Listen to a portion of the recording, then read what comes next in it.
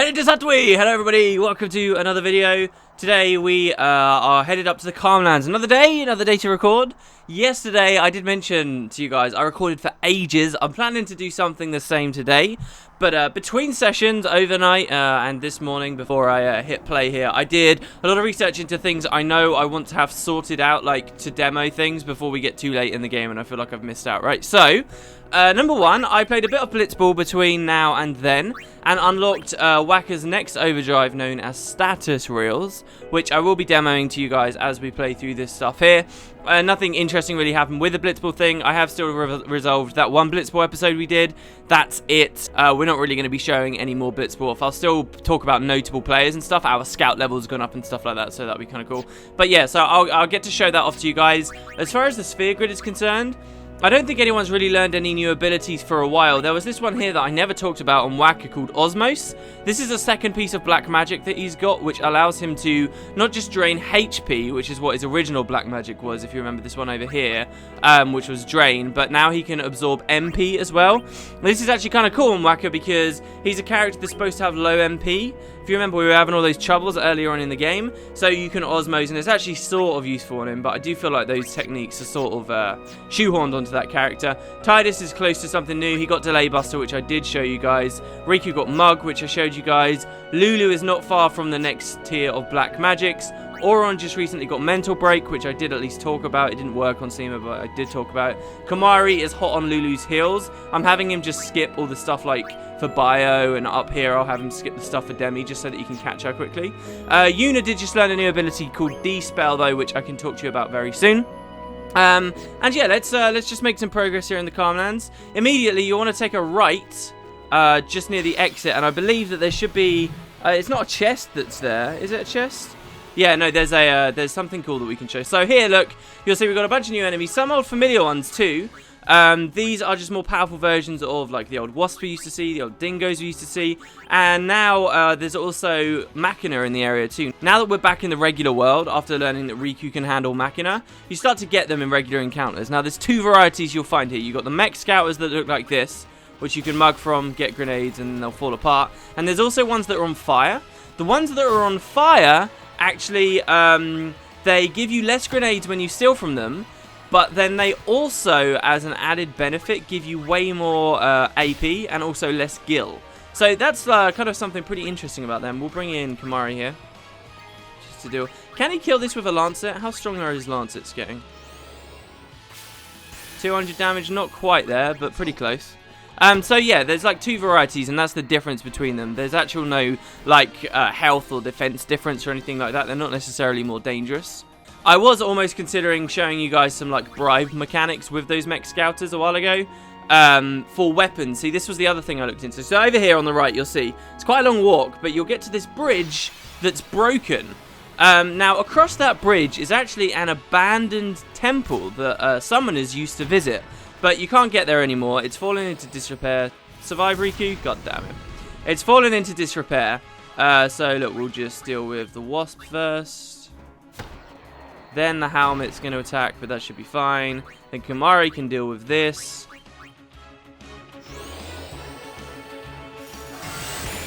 There you go, with a great overkill. Swap Auron in. I'm just going to leave Riku dead. And kill there. So yeah, it's fallen into disrepair. People don't go there anymore. Oh yeah, and he's got the sleep touch weapon. That's awesome. I believe that's a new type of weapon we see that he's holding there too. But as you'll notice on the floor, there is a chocobo feather there. Ah, yes, so there are chocobo in the Calmlands. Do you remember Lucille and Elmer on their pilgrimage or whatever? Their pilgrimage to find chocobos? Well, this is where they wanted to come to. It's funny because you won't meet them here. I think we won't meet them again in the entire game. Maybe like right at the end, some of the ending cutscenes, they'll be in there. But you never really meet them, and I feel like that's a missed opportunity with this game, you know, to reconcile with them. But then there's also the question of how would they even feel with all, you know, our traitorous ways. Would they believe it? Would they even like us? Maybe not, you know. So yeah, that's kind of the story right now as well. I guess I can recap for some people if they've been out of the loop. Basically, Yevon are assholes. They believe that sin can never really be dealt with. They turned against us. They openly accept that Seymour was a murderer who murdered his father.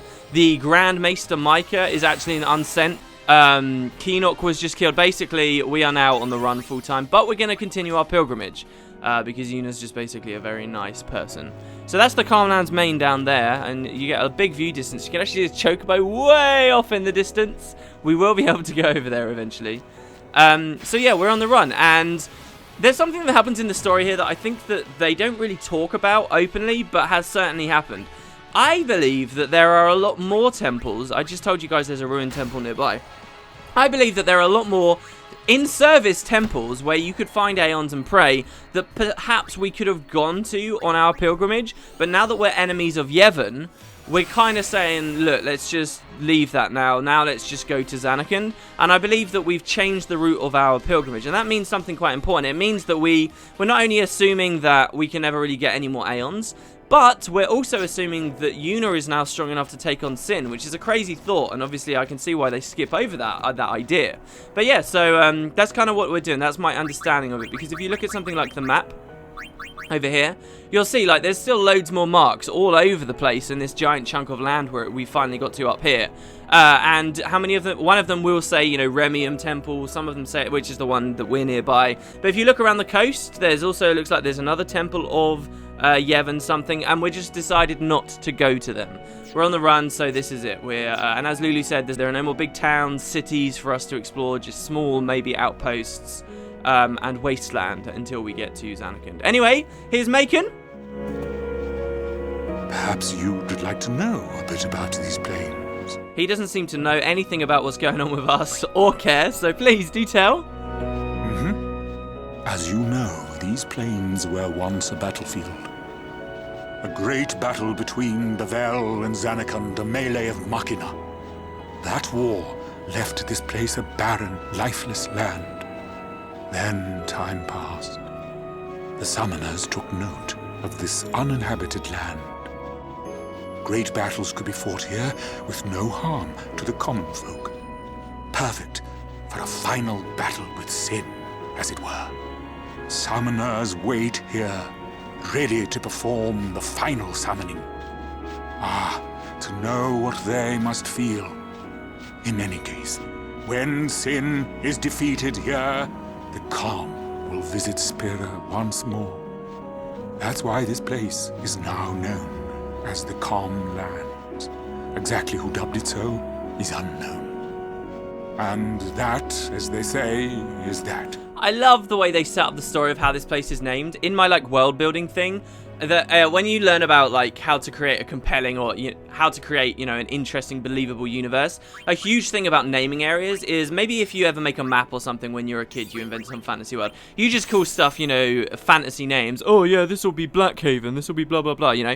Well, actually, you know, the really smart way to do it, and the way people always try and encourage you, is every time you name a place, it should have relevance or some story tied to the area of the real world, because that's how it worked on Earth too. When many places are named, like Oxford is named Oxford because back when it was just a small village or whatever, its main import or commerce was about sending oxes across the fords, I believe, and that's how it ended up getting that name. So I really like the Calmlands for that. You know, there's places in this game like the Moonflow. Why does it have that name? Well, just because it does. Oh dear, I almost forgot to tell you something. Alright. There's a chasm, a great rend in the earth in these parts. A scar left from High Summoner Gandalf's bitter battle with Sin 400 years past. Wow. Like to hear about this place once more? He'll just repeat himself. That's weird because he doesn't do it that often. What a pity. But yeah, so there is a place called the Scar. Lord Gandalf's Calm was initiated here. When I was originally talking to Macon a second ago, you guys might have seen someone riding a chocobo off in the background. That dude riding that chocobo starts his journey on chocobo from the other end of the Calmlands when you first zone into the area. So it took him all that time from when I first went through that loading screen to when we were talking to Macon for him to get through the entire zone. It's a big area. Just thought I'd point that out. Alright, so we will kill this guy. And I guess there's a fair amount of stat. I'm not very happy about how we've been ambushed. So the status there means that Kamari can't cast on the flan. So we'll try and see if Lulu can do it. I have confidence in you, Lulu. You can probably kill it, right? So I hope you guys are doing good today as well. Today, for me, it's yesterday I missed the World Cup not the semi-finals, but you know, like the losers bracket match where they decide who's third and fourth, which was Brazil, Holland. I missed that while I was recording. So tonight is actually going to be the final, which is going to be Germany, Argentina. And I guess it's been a long while since then for you guys. It's funny, I've been avoiding saying it. Someone left a comment saying it's kind of sad, and I agree. It's kind of sad when someone's like LPing and they go way ahead of the game. But that's sort of what I've done over the past 2 days here. Today, I actually only just uploaded the second Thunder Plains episode as I'm recording this. But you know, I think that's been a thing with many of my LPs, so whatever. You'll notice we're taking a bit of a beating, even though we were fairly overpowered before. If you did all that grind on the high bridge, then you really wouldn't be having these worries right now. But I don't mind too bad. So, one thing I wanted to... There's quite a few things, actually, I wanted to clarify on from previous episodes. You know, Tidus's lifesaver weapon? Let's mug from the flan, shall we? I always like what flans drop. Fire gems. Now, gems are like the highest tier item that casts magic. So, it would do a lot of damage. Now, if you mix, say, a gem with a musk, then you get, like, these insane abilities that are even higher than the highest tier. But, yeah, Tidus's new weapon, the Lifesaver, with alchemy on it. You'll notice that there was actually Spear and Script on that thing. That says Guardian, in case you were wondering what that says. Let's bring Kamari back in. Lulu, by the way, I've looked ahead on the story, and Lulu, there's a vendor very shortly. There's an interesting thing with a vendor in like 2 seconds, but later on, like a couple of episodes down the line, there's going to be a vendor who sells like an insane weapon for Lulu. It's like, you know how Kamari's only such a good mage because of his weapon right now? Imagine that, but like 20 times better. Okay, not 20 times better, but much, much, much better. So as soon as that happens, Lulu's going to overtake him. Anyway, there should be a vehicle here. There we go. Look at this thing. This is cool. So this is like a merchant. It's a weirdly placed merchant because we're very near a merchant right now, like a very small outpost in the middle of the Calmlands. This thing appears only the first time you ever come to the Calmlands, and you need to be very cautious of that fact, given that it sells one of these rare, like impossible to get again items. So make sure you, if you want to go 100% run, make sure you buy that item when this thing appears the first time. Also, the model for the machine is really cool, right? Like a weird hovercraft thing. You don't really see much of that in this game because obviously people hate Machina. It's barely ever used. I'm sort of just YOLOing it with most of these things. I could have mugged with Auron there, I guess. But yeah, you know, I always really like this thing, and you only see it the once, and then they just fly away. This is sort of your last opportunity to participate in trade with Rin's traveling agency. So it's Rin's travel agency. This is Rin's traveling agency. At your service. We offer fine wares at reasonable prices. Please consider making a purchase before crossing these vast plains. Now, if you say, have you got any weapons? You'll see there's some cool stuff here, okay? The malleable staff is actually a really solid weapon for Yuna. It's got a lot of magic power, but you'll see that the very first staff we ever gave her from the Besaid Cloister of Trials is still what she has equipped, and it's better because it has sensor. This thing does have more customizability on it because it's got 2 slots, but I generally wouldn't want to buy it. This thing here, the Shapeshifter for Kimari, it's sort of a hybrid weapon for him, but our halberd from Jose is still better. This buckler, okay, is armor for Tidus that has the auto ability Magic Counter on it. Now, in this game, there are auto abilities that are for weapons, and there are auto abilities that are for armor. For example, Defense plus 20% is an auto ability you can only put on armor, while Strength plus 20% is an auto ability you can only put on weapons. The counters, counterattack, evade and counter, magic counter, these are all weapon auto abilities. You can only ever customize them to weapons, but here we've got armor with magic counter on it. It's basically a bugged item or an oversight from the devs. It's impossible to make one of these of your own. It will only appear at this vendor for the first time you come to the Calmlands, and when this vendor disappears, like after you go out of the exit to the area, you'll never get it again. It's a lot of money though. It's 25,000 gil. You could do some interesting things. You could have a weapon with counterattack regular, which means you counter when you get hit, evade and counter, which means you counter when you evade something, and magic counter, which means on your armor, which means you counter whenever you get hit by magic. And you have a character that just counters everything. And you'll notice again, it's for Tidus because of Provoke, but I'm not going to buy it. we're going to come into a little bit of the game here where we want a fair amount of cash, just because of that crazy weapon for Lulu, and also something else soon too. So I'm not going to buy it. It's 25,000 gil. Maybe you guys might consider it yourself. I'm actually going to sell some extra stuff here, so give me a second and we'll see how much money we really have. This weapon here has Silent Strike on it, by the way, which would mean whenever Kamario attacks, it does Silent Buster instead of Silent Attack, which is really good, but I'm going to sell it. This gear here for Lulu is called HP Stroll, and what this means is while you're out of battle, just wandering around, you regenerate health without having to cure. Cool idea, but mechanically never worthwhile in Final Fantasy X, including challenges people do for themselves. Okay, so with all the stuff that I wanted to sell, we still only have 200,000, so I'm still not going to buy it. But here's some other stuff. Auto Meds. This isn't like bugged. You can create this for yourself. This is a really interesting auto ability that means whenever you get hit by a status, you instantly throw a remedy on yourself as a counter. Really cool. They give it to Riku, the Master of Items, sort of makes sense. The Wizard Bracer for Auron gives him a ton more MP. Actually could be useful for my playthrough with the mug thing if you weren't spending the MP spheres on him, but I was, so I don't really care. And Stone and Silence Proof for Lulu is actually pretty cool and rather cheap too, so I'm going to buy that one and even equip it. Alright, so that's fine. Alright, so there you go. That's pretty much what's going on with that vendor. Just remember the shield, the Tidus shield. Buy it now or forever hold your peace. Okay, so we'll continue up. Music in this area. I was looking at the soundtrack the other day because of what I did when we were in the Crystal Desert. Oh my god. When we were in the Beaconell Desert. And I edited in that track where my game used to freeze. The track here in the Calmlands is called Yuna's Decision. That's the song that's playing right now. And it makes a lot of sense because we are only here because of Yuna's decision. You know, she had to make a lot of decisions over the past couple of episodes about what even was going on with us. And, you know, it was her decision to continue her pilgrimage. And that's the music that we hear here. There we go, we'll kill those guys. I will change my front line in a bit just so that we don't, you know, overpower some people. I think I'm doing just enough swapping, though, so that's fine. Hopefully I've hit a nice balance of that. So, yeah, that's the name of this song. There's a lot of weird things on that soundtrack. Like, the song that plays with the Moonflow is called Do You Want to Ride The? Now, you might think that last word's going to be Shoe Puff. So, the music that plays around the Moonflow is called Do You Want to Ride the Shoe Puff? Makes sense. But instead of Shoe Puff, it's got some other weird word, which must have been some development name for the Shoe Puff that they never ended up using. Now, I'd tell you that weird word, except I don't know how to pronounce it, so you're kind of stuck. Alright, so we'll deal with that. Blizzara, these guys are weak to. Bring Tidus in for the wolf. So yeah, this weapon here that says Guardian on it. That's what it says. I am going to make sure you guys see all the best weapons. Lulu's got an insanely rare weapon skin that I bet most Final Fantasy X players haven't really seen.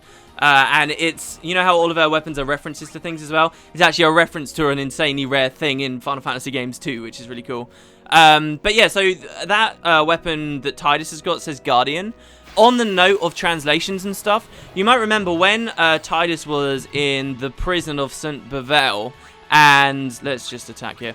And he was with Auron. They were in that hanging cage before Keenock brought them their sentence. Well, on the floor of that, there was actually writing scribbled into the ground.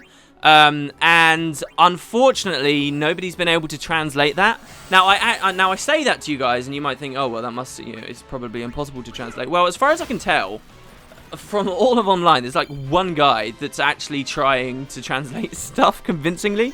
Tidus just learned Victor. That's an overdrive mode where you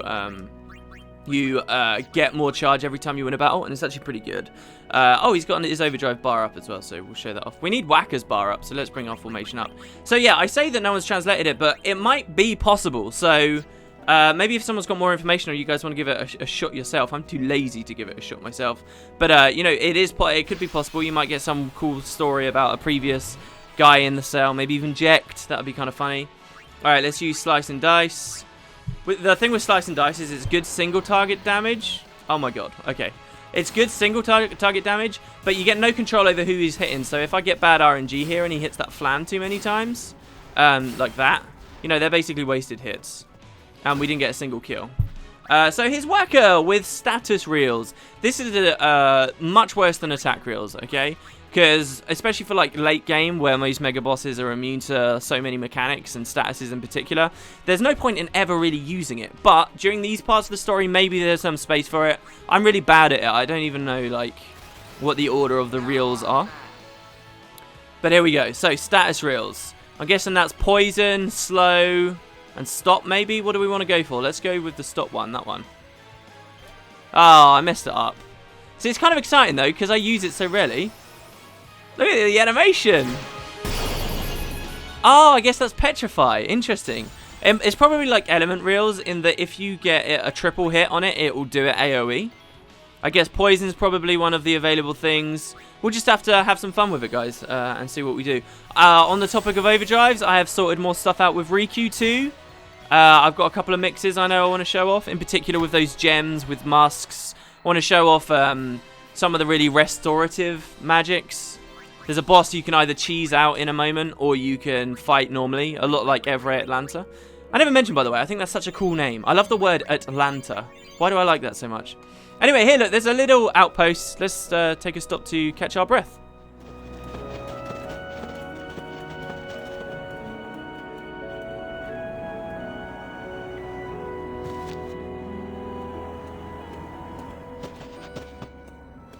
Father Zuke.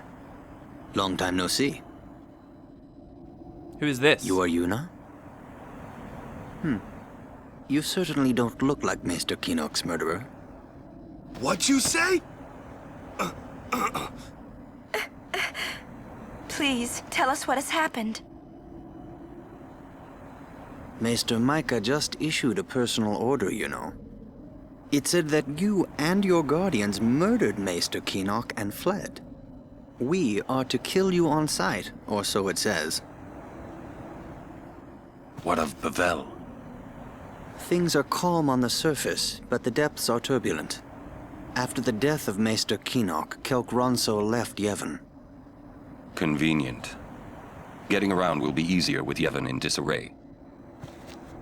But be careful, my friends. You have been branded enemies of Yevon. You should avoid temples for the time being. Thank you, Father Zuke, for your warning. Father, you came all the way here just to tell us this?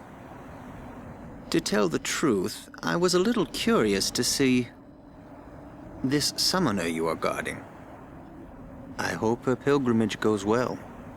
For your sake, too. Thank you, Father. I must be off. I shall pray for all of you. Father Zuke is quite possibly the weirdest character in all of Final Fantasy X. He seems to have just had an impact on Lulu. So let's go talk to her. Who was that? Until half a year ago, he was a summoner. Wakka and I were his guardians. It's kind of a short pilgrimage. He gave up halfway. Here, on this plane. Now he is a monk at the Bevel Temple. So, man, what? These two were this is not their first pilgrimage. How has Lulu known so much about Spira? She's an ex-guardian before she even became Yuna's guardian. Really weird. Like, they set up this whole thing about Lulu and Wakka here late in the game, that they once had another pilgrimage. They say that the Calmlands also is halfway through their pilgrimage. Again, lends more credence to the idea that there are a lot more temples around here that we're just going to be skipping over. And that he lost his way. Now, we were told when we first came to this area, a lot of summoners, they lose their way here. The vast plains, the isolation from other people, no one else to cheer them on, to give them items, for the reassurance, just a mountain in the distance and their death beyond. You know, it's scary and people lose their way.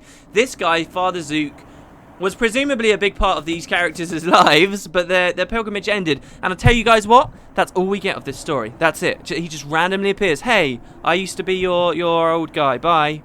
That's it. Do you know what's even weirder? What's even stranger about all of this? Why it feels so randomly thrown in, maybe? In the credits for the game, the final credits of Final Fantasy X, it lists all the voice actors for first the major characters and then the minor characters. Major characters include people like Tidus, Yuna, Kimahri, Wakka, Lulu. Who else is in that list? Father Zuke. And how many lines has he had? That's it, by the way. He's gone. We're not going to talk to him ever again. He's listed as a major character. Why?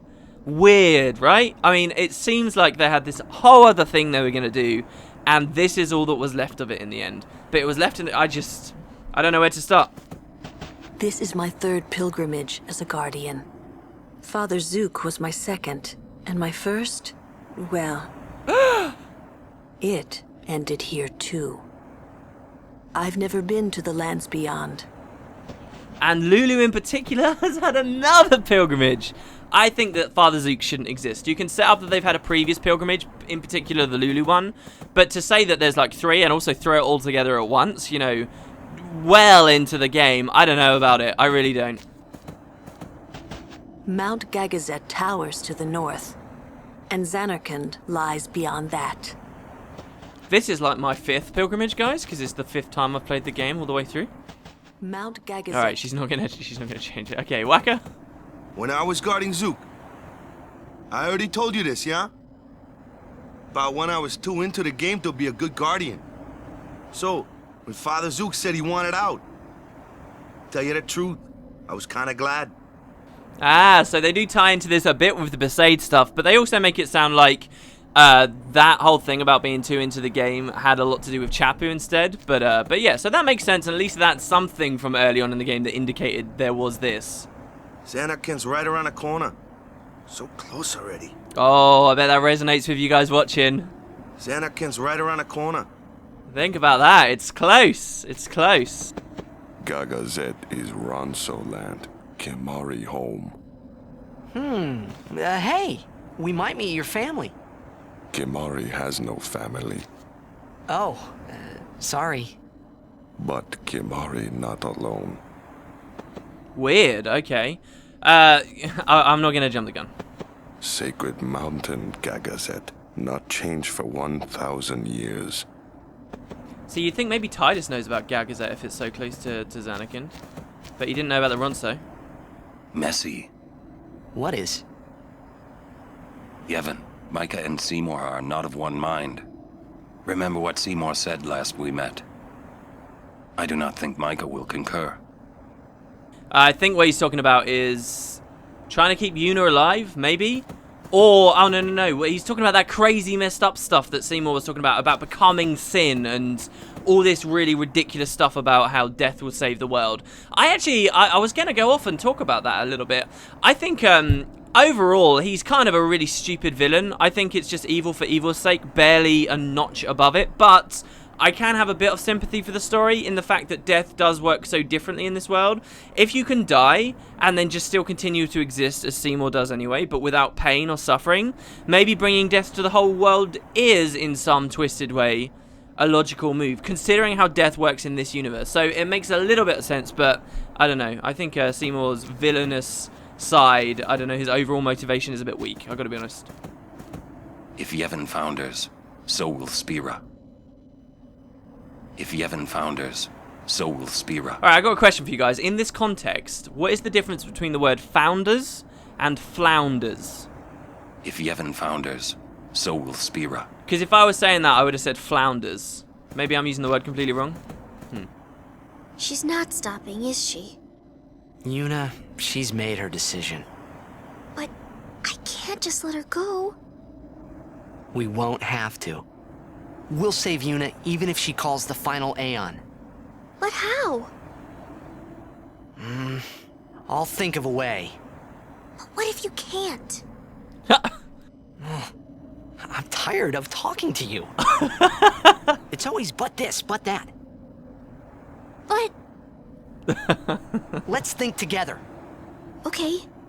And if we can't think of something, we find another way. Okay. I just mentioned to you guys, I just put up some of the Thunder Plains episodes. People got really kind of weird about the fact I don't like that Riku was such a wuss around the thunder. Like, oh man, come on. I like the character. I think they introduce her flaws too quickly. Let people get to know her. I do like Riku, but only because I've played the game before and I've grown to be warm to her now. If this was my first time playing Final Fantasy X, she would have got on my nerves in the Thunder Plains. There's no getting around it. This is a toughie. That's one of those lines like, stay away from the summoner. This is a toughie. This is a toughie. This is a toughie. You could write a book of just random quotes in this game. Here's an Albed over here. Sup? He says, I have a message from Sid. Now remember, the airship did land here, dropped Asaru off, he went to Bevel. He says, we've gone to repel the airship. We'll come to get you when we're done. Until then, keep Yuna safe or you'll be sorry, kid. Alright, okay. So, after dropping you off in Bevel, the airship stopped here. They all let the summoner off and went for repairs. I feel like when I'm reading these out loud, I should just say exactly what's written. So if the W is spelled out as an F instead, I should just say it like that. But okay, so they've just sort of disappeared for repairs. We owe it to Sid to try and stop Yuna. Anyway, this person back here, in case you're wondering, this is a vendor, but more of the lame stuff. You'll notice it's lame stuff, but slightly more powerful. So instead of strength plus 5 on everything, it's now strength plus 10% on everything. So there's that to consider, or health plus 10%. Nothing that I would want to buy or sell from this guy. But you will notice on the items, there is a new restorative item for sale. More expensive than the others, called Holy Water, which cures zombie and curse. We've seen a tiny bit of zombie. That was the status that was in every Atlanta. But we've never seen curse, and we've never had zombie cast on us. Well, the roads get a bit more treacherous ahead, and so stocking up on Holy Water may be a good idea. There's no threat of it right now, and you have more opportunities, but consider that you want to get start getting your hands on some. I'm not going to go crazy. And obviously grenades down there too. She is also a blitzball player, and you'll see now my scout level 3 has given me even more information, so I can now see text that people have, how many slots they have, stuff like that. This is Nada. She's actually not a bad player. Sometimes, well, usually if you've been playing a lot of blitzball, she probably would have been recruited by someone else by now.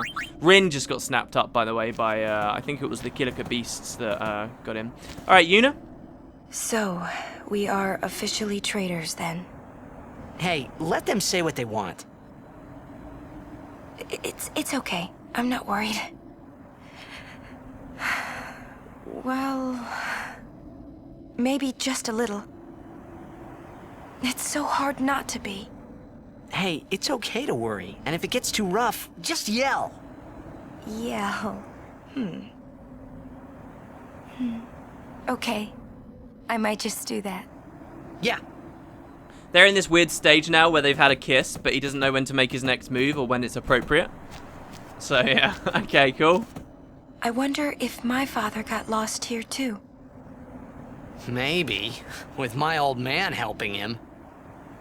Maybe I'll ask Sir Orin. Orin? Well, that grouch never tells me anything. That is none of your business. Not that he keeps out of other people's business. You know what I mean? Everyone just rips on Orin, and did you notice how there she did an impression of Orin, and ages ago we did an impression of Micah? Yeah, you also notice Yuna's hair, this is one of these weird bits where her hair is really dark, really black. Also, yeah, are we meant to be lost right now? I guess for a first-time player, especially if you're brave and you play with the map off, how the hell are you supposed to know where to go? It's true, like, you could get very lost on this just enormous plane. So I like that idea. We, of course, know where we're going. Just a little farther, to Zanarkand. Okay, and that's the last thing she says. Does Orin have any different dialogue? If you haven't found... No.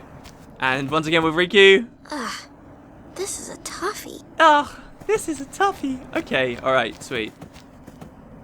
Zanarkand's right around. Okay, yeah. Alright, that was with Barker. Alright, so I'm going to save here. And we're going to do something cool. There's another character we will meet very soon. Just slightly to the south of this little camp, so you are welcome to save. There is a loading screen there, but whatever. So if you come down here into like this giant crater, remember a lot of these craters weren't necessarily formed because of sin, summoners fighting sin here, but because this was an old war site between Zanarkand and Bevel. It turns out, you know all that idea of weapons of mass destruction and stuff that they've talked about? Really, they're just talking about a war between two cities, Zanarkand and Bevel. Like, those were the great kind of cities, and it's the people of those cities, the war that came from those cities, that created all this conflict, really, when you get down to it. But look, here's Belgemine. Oh, you again. You're quite the notorious traitor these days. What's it to you? Oh, you shouldn't take what the Maesters say too seriously. For summoners, destroying sin is everything. We are no tools of Yevon. Understand? Yes. So, are you up to the task? I do not know, but I will do my best. You've got spirit, but you'll need more to beat sin. An Aeon duel. Show me what you're made of. Oh, we saw this coming. So yeah, let's fight. And yeah, I love how flippant she is. I mean, geez. She was talking to us before about failing to defeat sin, right? Excellent. But before we begin, I've just healed your aeons for you. Let us begin. Here we go. I like how Auron's just sort of watching on. So it looks like the first one that Belgemine is going to summon is Shiva. Obviously, it's been a while. We've got 2 new Aeons since we last fought Belgemine. Our last encounter with her was what, on Jose? Not on Jose, on the Moonflow. Choose your Aeon well, Summoner. Maybe there was space for her on, say, the Thunder Plains, but we hadn't got a new Aeon at that point. And the second we got Shiva, I mean, frick, that's where all the crazy stuff started happening. So, choose our Aeon well. Well, it's pretty obvious that we're going to want to go for Ifrit here, right? Yes, we're vulnerable to her, but she's vulnerable to us. And we've already seen what a tank my Ifrit is. So, what we will do here is... I should really teach these guys more abilities. I regret that I haven't done that much of that. We could cast a Reflex here because we get a bonus turn for doing something like that. So we go. And Reflex is undoubtedly the most important one here. If it means you can start dodging attacks and keep charging your Aeon's Overdrive, all the better. So now we're going to want to just regularly attack. Not much damage, but it's all about just building up the Hellfire right now. Now it's going to teach us stuff here that we don't care about, as it always does. Alright, do we get another bonus thing if we try it? No, we don't. Just always keep checking that. I'm not going to go with a Meteor Strike because Shiva's quick, and I don't want her to get too many turns. There's another one, another evade. And check again, always with the checking. No. Nice crit there. Obviously, so here she's going with some magic, and this is the dangerous part. But why are we so tanky? Oh, I love it. I love it, I love it, I love it. Still nothing. Alright. So it takes a lot of turns for us to slowly get our pace back, if we ever do. I'm pretty confident now, though, with how little damage she did with that Blizzara, that we are 100% safe. So there you go. What I'm going to do here is I'm going to cover my backside here. So I'm going to cast Fire on myself to heal myself back up to max. And then I'm going to cast Null Blaze on... Null Frost on myself. Hopefully she physically attacks. If she uses an ice attack, then... Okay, good. So that's fine. Now I can Hellfire. And even if she survives, she gets 3 turns. And she'll either attack twice, which I have a very high chance of dodging, or she'll start casting magic. If she casts magic, then I'm immune to the first of the 3 hits. So she is still alive. So this was really good here, right? Remember, there's no need to overkill Aeons. That's fine. Blizzara, that's fine. We're immune. And then her third hit. Oh, it's Heavenly Strike. Okay, no, Heavenly Strike's just the middle one. That's fine. Alright, is her Overdrive up? Oh, no, I get. See, that's weird. She just used Heavenly Strike as her Overdrive. That's really curious. Shiva's not even looking weak right now. That's concerning. Fine, though. We can deal with